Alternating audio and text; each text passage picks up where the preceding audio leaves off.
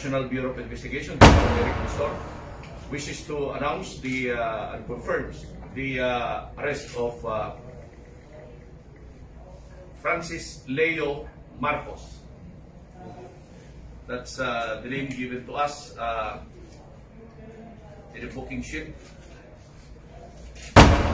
by the Computer Crimes Division under Chief Vic Lorenzo today in Quezon City. Mr.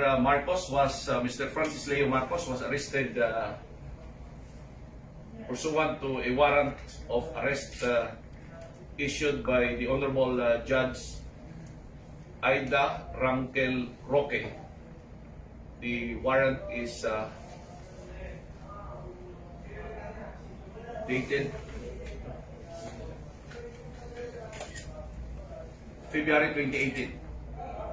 This is in violation of Republic Act 8050 or the optometry law. We have other holdings and we are verifying the holdings of the NBI as against his involvement in other activities.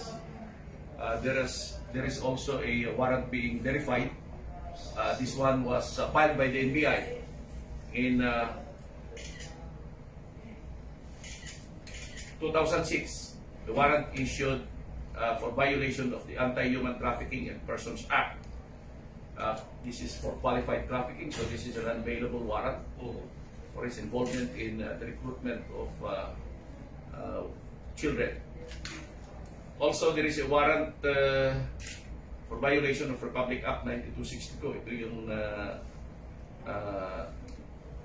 sa exploitation, abuse, and violation of women and children. This one is issued in Gapan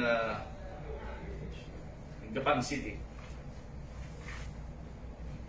Also, we are in the process of verifying the true identity because we have been receiving reports that he had been using a name before, Norman Gakusin.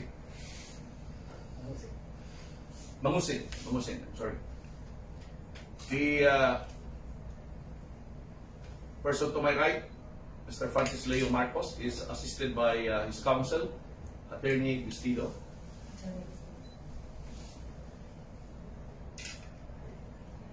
And the arresting division is led by no less than the Chief Vic Lorenzo.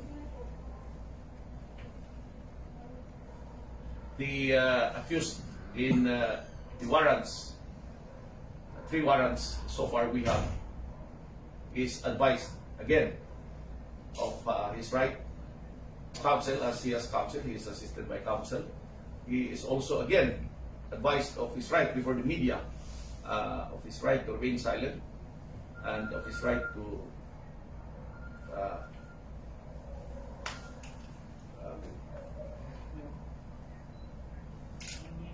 again to not talk.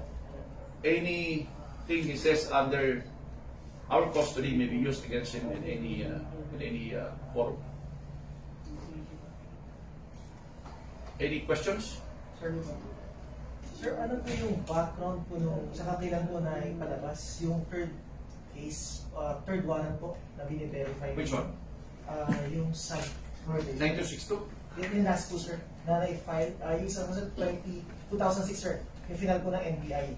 2006, we have here the agent who filed this case. He is now a chief, agent or Chief Demetria. Or Chief Demetria? Sure. He used to be my agent. I understand I was the chief of the Anti-Human Trafficking Division when we filed this case. Saan, sir? So, happy pa ako na. Dito sa Manila. Yes, sir. And the agent at that time, who is now a chief, is Agent Demetria. Tapos, sir, yung isa po, yung sagapan. Yung sagapan, we are verifying the details of this case. We have a copy of the warrant. This is a verified warrant. So basically, sir, This is for 9262, abandonment of women, abuse of women and children. you would like to say something, sir? If accused Francis Leo would like to respond to the media. Ganito po yan. First and for all, wala po akong kilalang taga-Gapan na Baysiha at hindi pa ako napupunta ng Gapan. So, may natatandaan lang ho ako dyan na meron akong complainant na taga-Gapan na kinasuhan ho ako ng estafa, which is naglaban ho kami sa korte at nanalo po ako, yun po ay acquitted. So baka sila rin ho yung may gumawa niyang violation of 9262 na yan. Yan po ay hindi po talaga ako taga-Gapan, hindi ko po kilala kung sino yung nagsampa niyan. Regarding naman po dun sa Republic Act 8050, yan po ay noong 2010. Nung ako po ay namigay ng libreng optical mission sa buong Baguio City po. Which is kasama ko po yung mga doktor na yan. Ang nagdemanda po ay yung may mga may-ari ng optical clinic. Dahil wala ho silang kinikita, dahil ako po ay namimigay ng libreng check-up at libreng salamin sa mata. Ngayon po, dahil po yan taon-taon kong ginagawa yung optical mission na yan, at least 3 times a week, 3 times a year, pag kumikita po ako, nung pong nag-humanitarian ako, the same thing sa General Santos somehow in 2014, hanggang Coronadal, hanggang South Cotabato, sinasampahan din mo ako ng the same group, yung Integrated Philippine Association of Optometrists. At yan po ay nakuhanan ko ng visit order kay Judge Noel sa Jensa noong 2014. Ngayon, kaya po kanina, nung pumunta po sa akin si Chief Lorenzo, sabi ko ako po isasama sa inyo at para liwanagin natin yung disease order ko at yung disease order ko at saka yung warrant of arrest ng violation of RA 8050. Now, yung isa pong warrant daw of arrest involving na human trafficking, yan po ay wala po akong nalalaman at hindi ko po alam yan. Wala po talaga akong nalalaman, hindi po ako na-involve dyan sa kahit anumang illegal na aktibidades. Hindi po tayo naging kriminal o hindi po tayo na-involve kahit po hold-upan o kung ano man. Tayo po ay masipag, masipag po tayo maghanap buhay, masipag tayo magtrabaho. Ayun po, yun lamang po ang aking masasabi. The rest po ay sabi ka naman. Sir, may isang tanong lang po kasi may binanggit si Sir Davin na meron din po silang question sa identity. Ano po ba talaga? Sir, ganito po kasimple yan eh. Ako po ay Marcos, ako po ay Marcos. Kung may problema po sa pagiging Marcos ko, dapat po nanay ko ang tanungin. Sapagkat hindi naman po ako ang gumawa ng pangalan ko, kundi po ibinigay po sa akin yan ng aking ina. Pero related kayo sa dating presidente, no? Hindi ko po yan masasagot. Ang matasabi ko lang po, kung may question po regarding sa pagka-Marcos ko, yan po yung aking ina. Ako po na nagkaisip ng 1997, yan na po ang aking identity, yung Francis Leo Marcos po na yan. Andyan po lahat ng mga passport ko, magmula nung kung kaluma-luma ang passport, dala-dala ko po yan. Ayun po, ang aking masasabi. So, gumawa po kayo ng effort para ma-identify din po, at least may reklamo kung totoo man. Opo, ako po ay may complaint sa NBI po. Nag-email po ako sa kanya regarding po sa proliferation of those fake account. Na yung iba pa nga po, talagang sinasabi na ako daw po ay nanghihingi ho ng mga donasyon. Hindi po. Nagkaroon lamang po ako ng tamang kaisipan. Ngayon pumutok yung lockdown. At sabi ko, gusto ko magkaroon ng kasaysayan ng aking buhay. Kaya po, yung pong pera ko, at sagutin ko na rin mo ito, marami nagtatanong saan daw yung galing yung aking pera.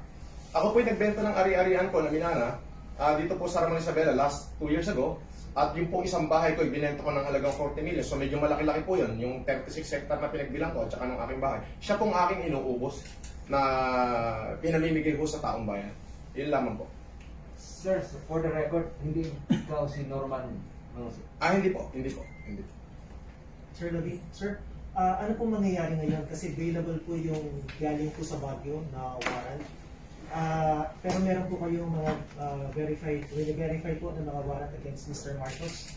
Siya po ba i-release? We will serve these warrants on this person. So basically, nalidetain siya. Mag-detain siya, sir, Yes. for time being.